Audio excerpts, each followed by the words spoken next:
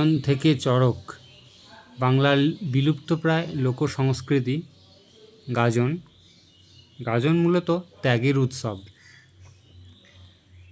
শিবের চরণে নিজেদের সঁপে দিয়ে একদল মানুষ সারা মাস জুড়েই কঠিন কৃচ্ছ সাধন করেন। এই সন্ন্যাসীদের জন্য এটি একটি পরম পবিত্র অনুষঙ্গ। বাংলার ঋতুচক্রে চৈত্র মানেই এক বিদায়ের সুর, আবার নতুনের আবাহন।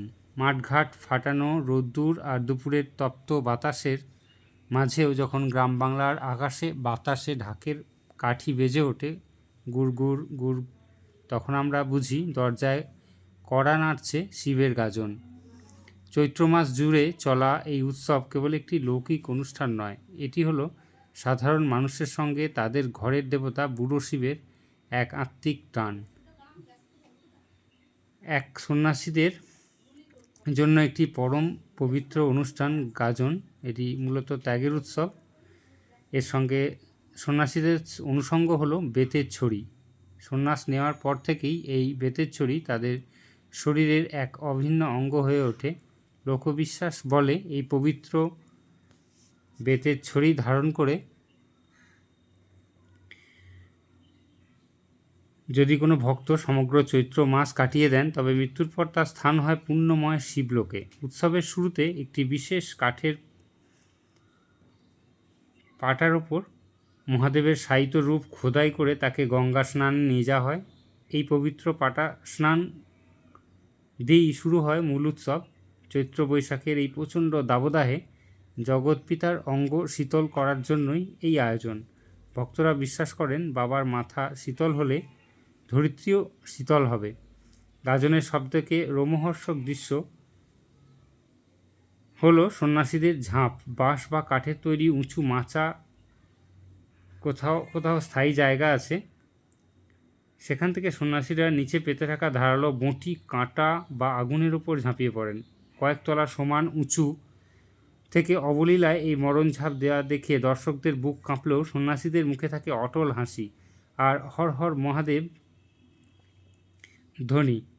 ভক্তি যখন চরম সীমায় পৌঁছায় তখন শরীরের মায়া তুচ্ছ হয়ে যায়। তারা বিশ্বাস করেন উপর থেকে পড়ার সময় কোনো এক অদৃশ্য হাত বা পরশ তাদের আগলে রাখে। তাই অসাধ্য সাধন করেও ভক্তের গায়ে আঁচ লাগে না। চৈত্র সংক্রান্তির দিন এই উৎসব পৌঁছায় তার চূড়ান্ত পর্বে, যার নাম চড়ক পুজো। গ্রামের কোনো ফাঁকা জায়গায় একটি উঁচু চড়ক গাছ বা কাঠের খুঁটি পোঁতা হয়। সেই খুঁটির মাথায় ঘুরন্ত অবস্থায় সন্ন্যাসীরা অনেক সময় বড় বড় লোহার বড়শি পিঠে গেঁথে শূন্যে পাক খান। আপাতদৃষ্টিতে যা ভয়ঙ্কর মনে হয়, শিব ভক্তের কাছে তা মোটেও ভয়ের নয়। যেমন ছোটোবেলায় কেউ সাইকেল শেখানোর সময় হাতটা ছেড়ে দিলেও আড়াল থেকে নজর রাখেন যাতে আমরা পড়ে না যাই, মহাদেবও ঠিক তেমনই এক অদৃশ্য ভরসা। চড়ক পুজোর সেই মেলা আর মানুষের ঢল জানান দেয় যে অভাব অনটনের মাঝেও গ্রাম বাংলার তার সংস্কৃতিকে আজও বুকে করে বাঁচিয়ে রেখেছে। গাজনের নীল ঠাকুরের নাচন, উঁচু থেকে দেওয়া সেই বীরত্বের ঝাঁপ আর ঢাকের শব্দে মিলেমিশে একাকার হয়ে যায় ভক্তি আর বিশ্বাস।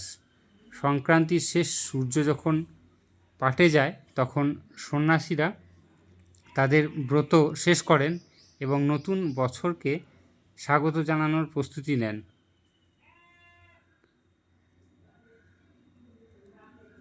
আমাদের এই জীবনচক্রটাও যেন সেই চড়কের ঢাকের মতোই অবিরাম ঘুরে চলে, আর বিশ্বাস আর মাটির টানের এক চিরন্তন আশ্রয়ে। চড়কের ঠিক আগের দিনটি হলো নীলষষ্ঠী। ঢাকের শব্দের সঙ্গে পাল্লা দিয়ে মায়েরা উপোস থেকে শিবের মাথায় জল ঢালেন। সন্তানের মুখের হাসি ফোটাতে মায়েরা যখন নীল বাতি জ্বালান, তখন মনে হয় ভক্তি আর বাৎসল্য মিলেমিশে গাজন যেন এক পারিবারিক উৎসবে পরিণত হয়েছে।